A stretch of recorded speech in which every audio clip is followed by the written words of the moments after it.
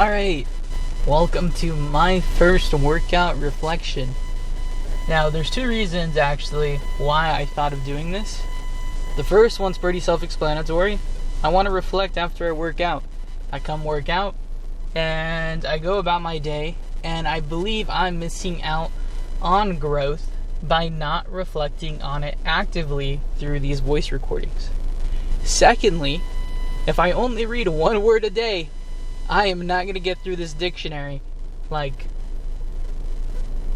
as fast as I think I could. So I think I can, let me stop saying I think like that.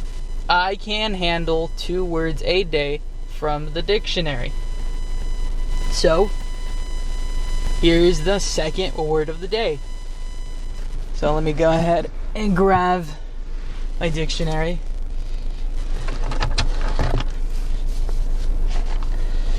And I'm going to try to try does not exist. I am going to use the word in relations to the workout when possible. I feel like still like a compound, like when possible. I'm going to use the word in relations to the gym. Simple. Alright. The word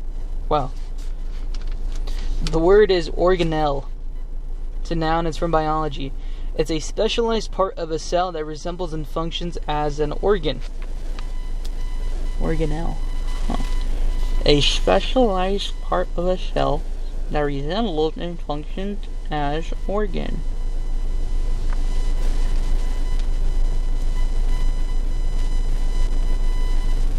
A specialized part of a cell that resembles and functions as an organ. So what's important here? It is acting as an organ. What is an organ? It is a part of the body that keeps us alive. So, if I was going to say this, the gym is an organ now. A specialized part of a cell. It's a specialized part of my day that keeps me alive, that keeps me moving, that keeps me breathing. Now, is that a great way to use this? No, but it's my first ever time doing this. So yeah, organelle. O-R-G-A-N-E-L-L-E. Organelle. A specialized part of a cell that resembles and functions as an organ. Wow. So, to reflecting on the gym. Now, normally in the morning I'll ramble about something that's on my mind, but this time it's actually specialized. This talk is an organelle. It acts as a specialized function for the gym. It is one piece of the puzzle I believe will help me progress efficiently. Now, there's something rattling inside my car. Well, I was like, what the hell is that? Alright. So today was my quote-unquote secondary leg day, where it focused a lot more on my hips and my glutes, not my quads, not my calves, not my hamstrings, the other muscles on the leg. That's what this day is. And it went. What is making that noise?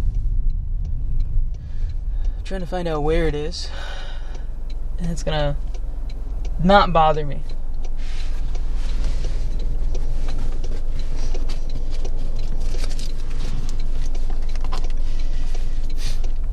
And so I began off with my cardio, or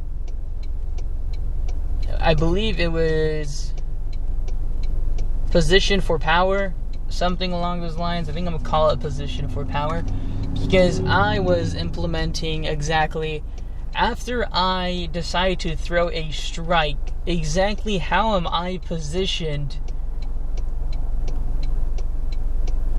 to receive the least amount of damage coming back to me if a punch is thrown at me, or to transfer the power forward. What is my stance? How am I actually rotating my body? Where is my body weight being distributed in this process? It's very, very... Hold on, pause. Let me is important to take note of where my feet are during these bag work drills, because a lot of this dominated self-defense course is exactly where you are positioned in the ring with your surroundings, and not just your feet but your arms too. Your arms, your body. It is a full fluid, whole body workout for this. So as I was doing these drills, actually, let me not say it like that. There was no sense of drill, and that is a problem that can be resolved. So how exactly will I move forward for this power with position with power? And so I want to go ahead and focus a lot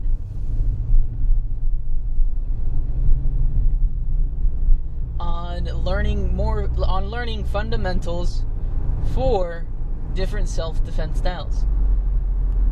Now, I'm gonna be honest, and I have to come clean with exactly I would like to focus on, and it's gonna be a mix of Muay Thai, kickboxing, standard boxing, and a bit of wrestling.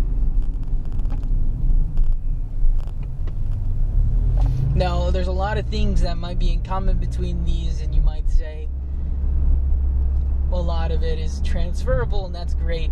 But when you're out on the street, out in public, and you're not in a ring, anything goes. If you have to, it's either your life or theirs in some situations, so anything goes. However, you got to understand that people might be coming at you with a different approach. Some people might not know how to fight, and so that's, you can go ahead and swap to wrestling and get them down and pinned to the ground.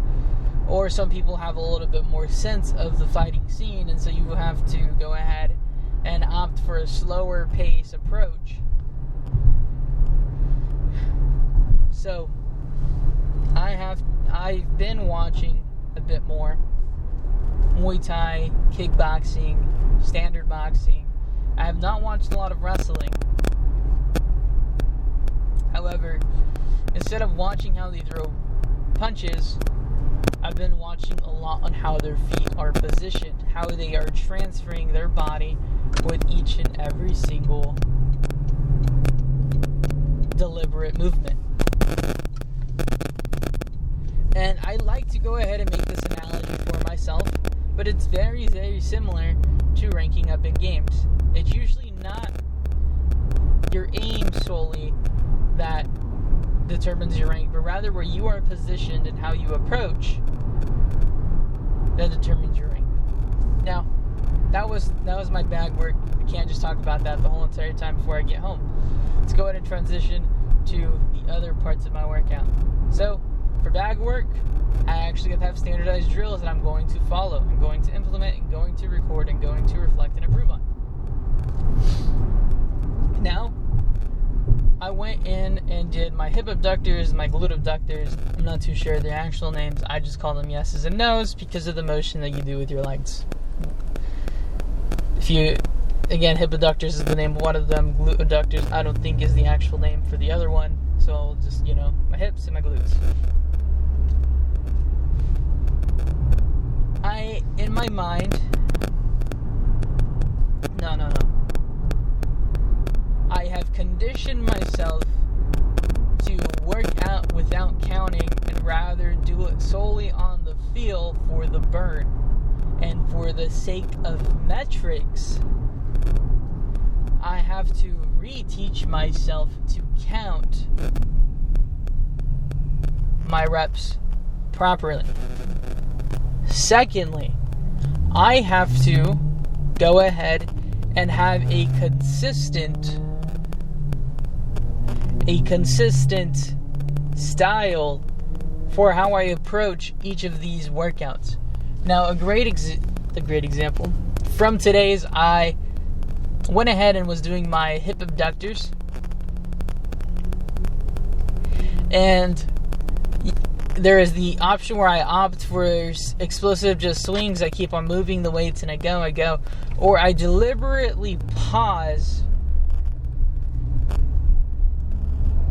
at the peak of the motion for about 3 seconds and then slowly return the weight back to normal. Now, the one where I pause and slowly go back is going to be the one that I fall onto.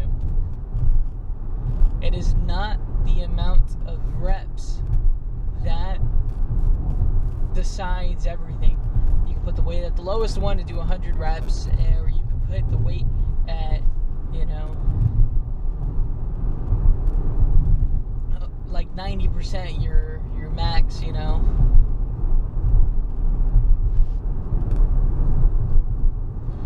1 rep max, or at like 75%, and do those slowly for 4, and have your thing underneath a lot more time under tension. Now, both of these will work. It just depends on exactly what your goal is. If you're using the equipment as your form of cardio, then I can understand why you go light and are slamming it 100 times. Now, if you're trying to build muscle or endurance, you're going to approach it differently. I am wanting to build muscle and endurance, and a lot is going to be focused on controlling the negative. I love to say that, and I'm not too sure if it was somewhere in some audio clip I watched somewhere at some point, but it was what I've learned, I believe, from watching your golden era bodybuilders, specifically Mike Menzer, was the idea of having a lot of control in your movements. And so I took this piece of wisdom out of it, and I'm unsure exactly how accurate I am. However, I have hope that this is accurate. It is the positive, the pushing of the weights like on a bench press that creates the explosive strength of the muscles, and it is the negative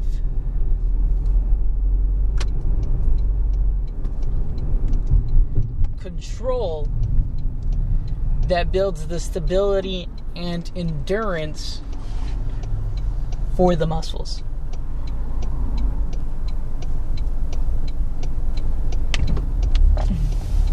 It is the time under tension on the negatives, I believe, are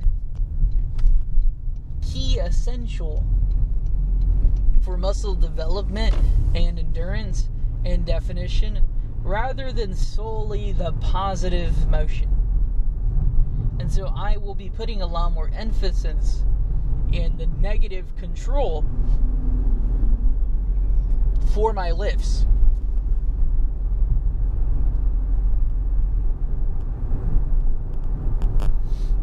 I think a greater example, I need to stop saying I think, as I am trying to stop saying as I'm trying to stop saying try, as I am not saying these words anymore. I believe that's what I need to say. Now,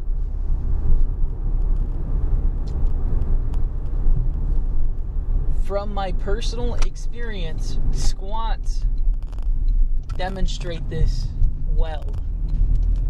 Where when I control the negative motion before I do the explosive pop up, do I really feel the hardening of and the definition of my quads rather than the explosive motion upwards. Now, many people may say, well, duh, silly, that's what we know. But knowing it is one thing, implementing it is another. I have to be honest with myself. That is a truth that I have incurred for myself. I'm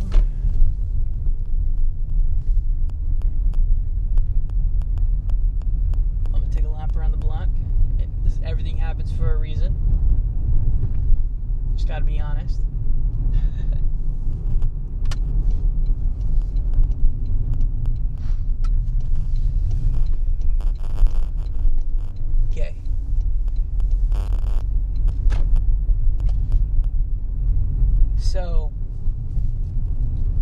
And this goes for both my hip abductors, my glute abductors, for those two. So learning how to count and controlling a lot more of the negative and holding pause to give myself more time under tension to build the strength and endurance of my muscles. The definition is what I'm seeking for this. And the explosiveness too. Now regarding my hip thrusters, I don't know how to use the hip thruster pad / setup that they have properly.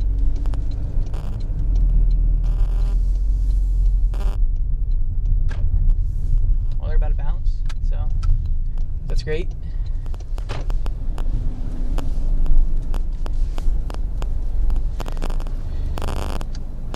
Don't worry.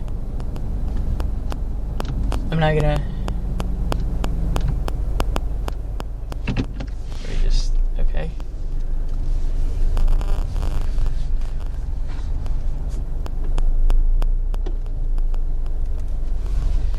And there they go. Wherever that may be.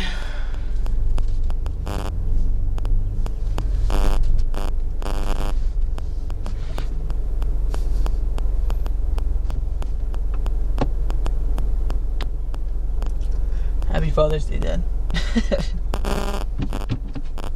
Gotta cook potatoes now. As a part of the meal. Okay, so before I get out the car, because they have to go north, so I can't go. So I gotta go ahead and ask myself, do I use that equipment or do I set up the normal bench with the barbell rack setup that I have used previously?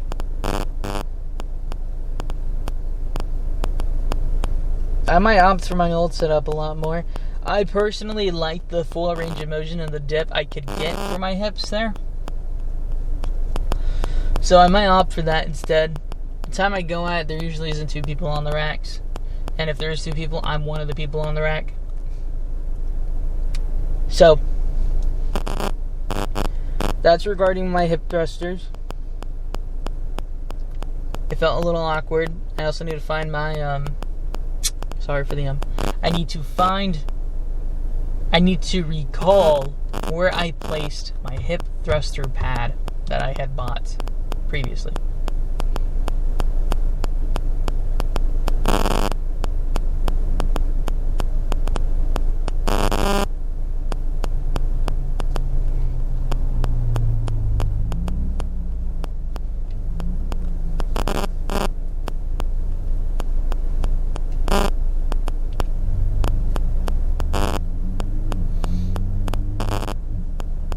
Regarding the stretches I did at the end, that was overall okay. I believe also having a systematic approach for my stretches at the end to ensure that my full body is being dynamically stretched and it's not just on a as-feel basis will lead to improvement. Now at this current moment, even as long as I am doing it and it's on an as-feels basis, I am still doing the act. And that small step is still a step. However, reading it takes what it takes. I got to go ahead and place this plan. Got to follow it.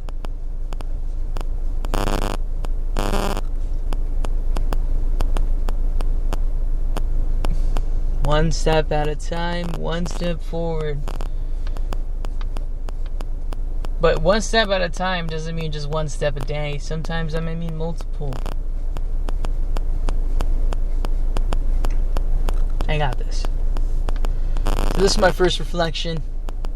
I can't expect it to be perfect on my first one. But it's a step. Thank you for listening to this one.